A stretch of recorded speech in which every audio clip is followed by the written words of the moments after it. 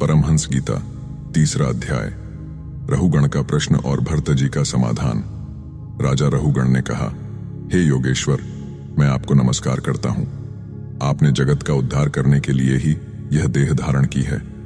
अपने परमानंदमय स्वरूप का अनुभव करके आप इस स्थूल शरीर से उदासीन हो गए हैं तथा एक जड़ ब्राह्मण के वेश से अपने नित्य ज्ञानमय स्वरूप को जनसाधारण की दृष्टि से ओझल किए हुए हैं। मैं आपको बार बार नमस्कार करता हूं।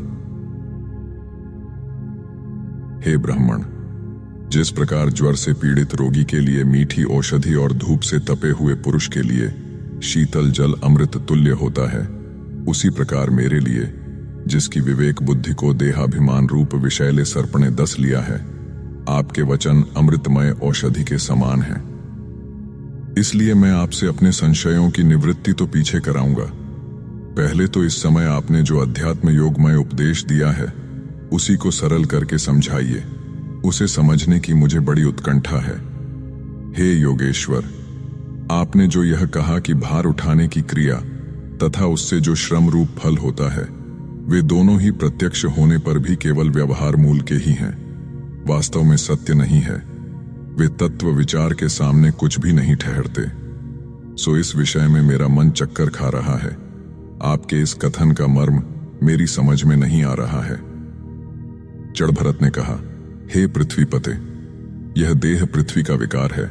पाषाणादि से इसका क्या भेद है? जब यह किसी कारण से पृथ्वी पर चलने लगता है, तब इसके भारवाही आदि नाम पड़ जाते हैं। इसके दो चरण हैं। उनके ऊपर क्रमशः टखने, पिंडली, घुटने, जांघ, कमर, वक्षस्थल, गर्दन और कंधे आदि अंग हैं। कंधों के ऊपर लकड़ी की पालकी रखी हुई है।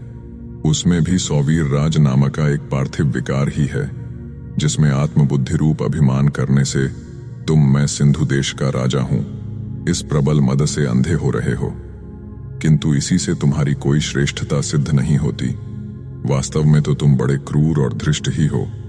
तुमने इन बेचारे दीन दुखिया कहारों को बेगार में पकड़कर पालकी में जोत रखा है और फिर महापुरुषों की सभा में बढ़ बढ़कर बातें बनाते हो कि मैं लोगों की रक्षा करने वाला हूं। यह तुम्हें शोभा नहीं देता। हम देखते हैं कि संपूर्ण चराचर भूत सर्वदा पृथ्वी से ही उत्पन्न होते हैं और पृथ्वी में ही लीन होते हैं। अतः उनके क्रिया भेद के कारण जो अलग अलग नाम पड़ गए हैं, बताओ तो उनके सिवा व्यवहार का और क्या मूल है? इस प्रकार पृथ्वी शब्द का व्यवहार भी मिथ्या ही है, वास्तविक नहीं है, क्योंकि यह अपने उपादान कारण सूक्ष्म परमाणुओं में लीन हो जाती है और जिनके मिलने से पृथ्वी रूप कार्य की सिद्धि होती है, वे परमाणु अविद्यावश मन से ही कल्पना किए हुए हैं। वास्तव में उनकी भी सत्ता नहीं है। इसी प्रकार और भी जो कुछ पतला मोटा, छोटा बड़ा, कार्य कारण तथा चेतन और अचेतन आदि गुणों से युक्त द्वैत प्रपंच है, उसे भी द्रव्य, स्वभाव, आशय, काल और कर्म आदि नामों वाली भगवान की माया का ही कार्य समझो। विशुद्ध परमार्थ रूप, अद्वितीय तथा भीतर बाहर के भेद से रहित परिपूर्ण ज्ञान ही सत्य वस्तु है। वह सर्वांतरवर्ती और सर्वथा निर्विकार है।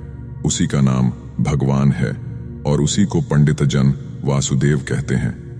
हे रहुगण, महापुरुषों के चरणों की धूलि से अपने को नहलाए बिना केवल तप, यज्ञादि वैदिक कर्म, अन्नादि के दान, अतिथि सेवा, दीन सेवा आदि गृहस्थोचित धर्मानुष्ठान, वेदाध्ययन अथवा जल, अग्नि या सूर्य की उपासना आदि किसी भी साधन से यह परमात्मा ज्ञान प्राप्त नहीं हो सकता। इसका कारण यह है कि महापुरुषों के समाज में सदा पवित्र कीर्ति श्री हरि के गुणों की चर्चा होती रहती है, जिससे विषय वार्ता तो पास ही नहीं फटकने पाती।